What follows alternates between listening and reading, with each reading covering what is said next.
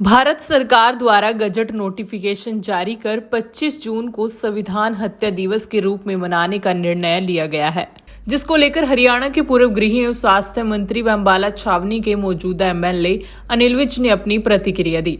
उन्होंने मीडिया से बातचीत के दौरान सरकार के इस निर्णय को लेकर कहा कि 25 जून को संविधान हत्या दिवस के रूप में मनाने के निर्णय से सरकार यह कहने की कोशिश कर रही है कि इंदिरा गांधी ने 1975 में इमरजेंसी लगाकर जो किया, जब सभी मौलिक अधिकारों को रद्द कर दिया गया था, मीडिया पर पाबंदी लगा दी गई थी, लाखों लोगों को जेलों में डाल दिया था, अब कभी भी ऐसा दोबारा न हो पाए।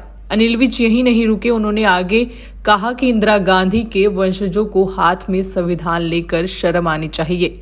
अनिल विज ने कांग्रेस पार्टी पर तीखे तंज कसते हुए कहा कि कांग्रेस पार्टी को यह अधिकार नहीं है कि वो संविधान की बात करे, क्योंकि वो संविधान के हत्यारे हैं। उन्होंने आगे कहा कि हत्यारे हाथ में संविधान उठाकर अपना चेहरा साफ करने की कोशिश कर रहे हैं। केंद्र सरकार ने 25 जून को संविधान हत्या दिवस मनाने का निर्णय लेकर यह कहने की कोशिश की है कि अब कभी भी जो इंदिरा गांधी ने 1975 में इमरजेंसी लगाकर किया था, सारे मौलिक अधिकारों को रद्द कर दिया था, मीडिया पर पाबंदी लगा दी थी, लाखों लोगों को जेलों में डाल दिया था, अब कभी भी ऐसा दोबारा ना हो पाए। और वो लोग जो इंदिरा गांधी के वंशज हैं, जिन्होंने ये इमरजेंसी लगाई थी, उनको हाथ में संविधान लेके चलते हुए शर्म आनी चाहिए।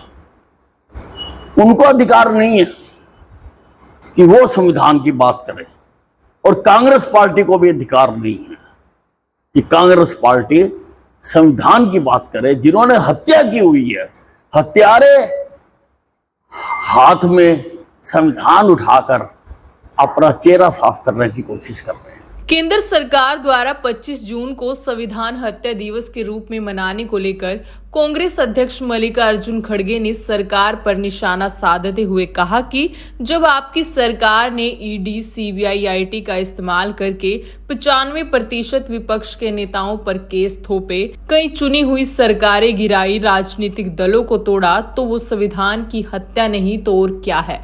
खड़गे के इस बयान को लेकर अनिल विज ने तीखी प्रतिक्रिया दी है। अनिल विज ने कहा कि खड़गे जी को मालूम होना चाहिए कि ये जो संस्थाएं हैं, ये देश की बहुत ही प्राच्य संस्थाएं हैं और ये अपने विवेक से काम करती हैं। ये सरकार के दबाव में काम नहीं करती हैं। अब जो गलत करेगा वो भरेगा। इसमें खड़गे जी को तकलीफ क्यों होती है? खड़गे जी को मालूम होना चाहिए कि ये जो संस्थाएं हैं, ये देश की बहुत ही प्रतिष्ठित संस्थाएं हैं और ये अपने विवेक से काम करती हैं। ये सरकार के दबाव में काम नहीं करती है। अब जो गलत करेगा वो भरेगा।